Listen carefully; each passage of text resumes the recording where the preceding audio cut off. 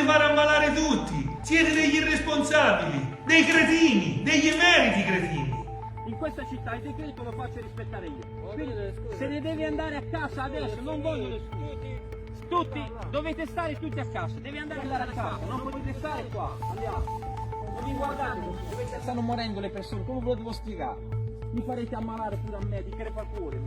Un'altra cosa che mi ha fatto andare fuori di testa, sono le persone che di nascosto vanno dalla parrucchiera o dall'estetista. Bene, allora morirete con la messa in piega fatta e tutte belle depilate, unghie, tutto a posto, però morirete. Perché da casa non deve uscire nessuno, e a Messina non esce nessuno perché c'è un'ordinanza, e quindi guai chi esce da casa.